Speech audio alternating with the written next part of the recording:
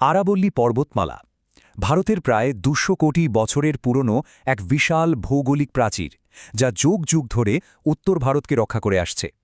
আচ্ছা, একবার ভাবুন তো, যদি এই বিশাল প্রাচীরটাই হঠাৎ করে অদৃশ্য হয়ে যায়। অবিশ্বাস্য শোনাচ্ছে, তাই না? কিন্তু এটাই হয়তো সত্যি হতে চলেছে। প্রশ্নটা আসতেই পারে যে এত পুরানো একটা পর্বতমালা হুট করে উধাও হবে কি করে। এর পেছনের কারণটা কিন্তু আরও অবাক করার মতো, একটা নতুন সরকারি সংজ্ঞা। চলুন আজ আমরা গভীরে গিয়ে দেখব কিভাবে শুধুমাত্র কাগজের একটা নিয়মে একটা আস্ত পর্বতমালাকে মুছে ফেলার আয়োজন চলছে। তো এই বিতর্কের একেবারে ভেতরে যাওয়ার আগে আমাদের এটা বুঝতে হবে যে আরাবল্লী আসলে আমাদের জন্য ঠিক কতটা জরুরি। কারণ এর গুরুত্বটা যদি আমরা না বুঝি, তাহলে এটাকে হারানোর পরিণতি যে কি ভয়ঙ্কর হতে পারে সেটাও ঠিকঠাক বোঝা যাবে না। আরাবল্লীকে একটা প্রাকৃতিক দেয়ালের মতো ভাবতে পারেন। একদিকে এটা থর মরুভূমির এক্সপ্যানশন আটকে দেয়। এটা না থাকলে হয়তো দিল্লি বা হরিয়ানার মতো রাজ্যগুলো এতদিনে মরুভূমির বালির নিচে চাপা পড়ে যেত।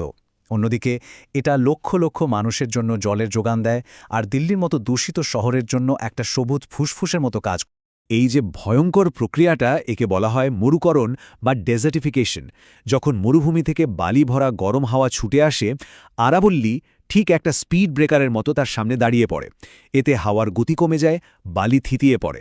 মানে এই পাহাড় আর এর জঙ্গলই কিন্তু কোটি কোটি মানুষকে বাঁচিয়ে রেখেছে। আর এখানেই শুরু হচ্ছে আসল বিতর্কটা। সরকার আরাবল্লীর পাহাড় চেনার জন্য একটা নতুন সংজ্ঞা নিয়ে এসেছে, আর এই এক সংজ্ঞায় পুরো বিতর্কের মূলে। দেখুন, সাধারণত সারা পৃথিবীতে পাহাড়ের উচ্চতা মাপা হয় সমুদ্রপৃষ্ঠ বা মিন সি লেভেল থেকে। এটাই কিন্তু স্ট্যান্ডার্ড নিয়ম। কিন্তু নতুন সরকারি নিয়মে বলা হচ্ছে উচ্চতা মাপা হবে স্থানীয় ভূমি বা লোকাল গ্রাউন্ড লেভেল থেকে।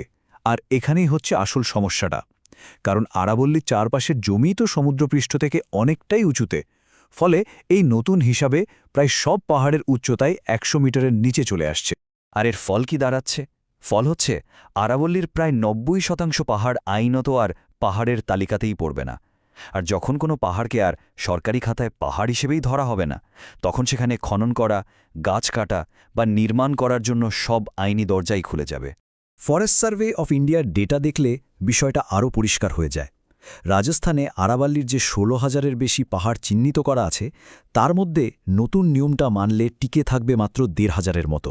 মানে সহজ কথায় ৯০%-রও বেশি পাহাড় একটা আইনি মারপ্যাচে সরকারি তালিকা থেকেই গায়েব হয়ে যাবে।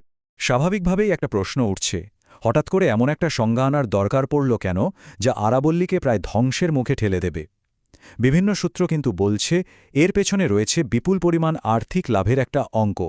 সূত্র অনুযায়ী পুরো প্রক্রিয়াটা ৩টে ধাপে সাজানো। প্রথমত, নতুন সংজ্ঞা দিয়ে পাহাড়কে পাহাড়ের তালিকা থেকেই বাদ দিয়ে দেওয়া। দ্বিতীয়ত, এর ফলে তার আইনি সুরক্ষা তুলে নেওয়া।